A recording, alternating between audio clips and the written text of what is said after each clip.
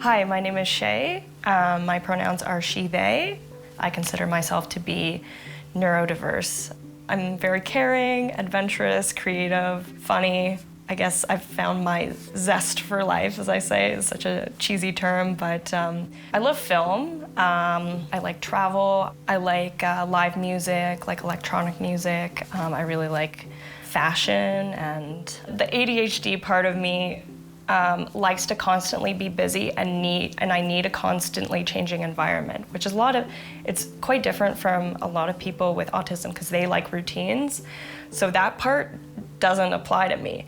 Because it's constantly changing, I don't think I get as tired as a lot of people do because I don't have to commit to being one certain way all the time. And my different jobs cater to my different interests. I officially was tested for ADHD when I was in grade 10.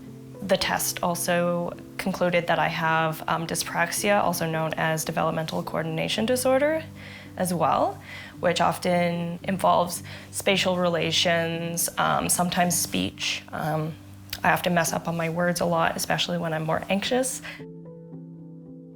And regarding being on the autism spectrum, I realized that the description of having autism fit me when I saw a Venn diagram.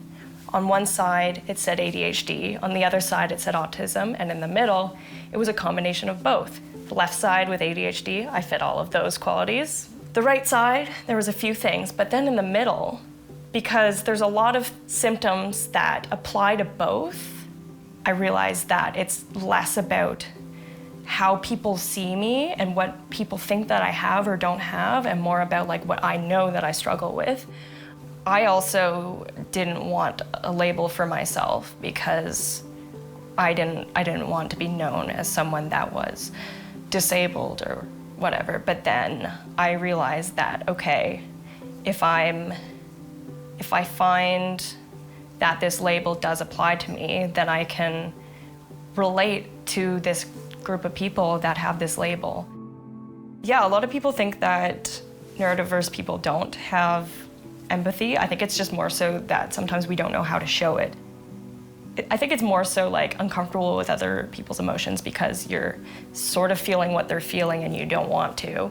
And also how, like, maybe you don't know how to make that person feel better and how, like, I'm thinking of one particular time when my friend was crying and I was like, how do people comfort people? And I'm like, do I put my arms around? And I'm like, no, I don't feel like hugging someone right now. It's sort of just like, there's still some learning for me to do about how to do certain things socially, and it's difficult when vulnerability is involved. It's important that you listen to what your child says and at least see this as an opportunity for you to learn more about them and for them to learn more about themselves. And it can only be a good thing as you learn of different ways to help them.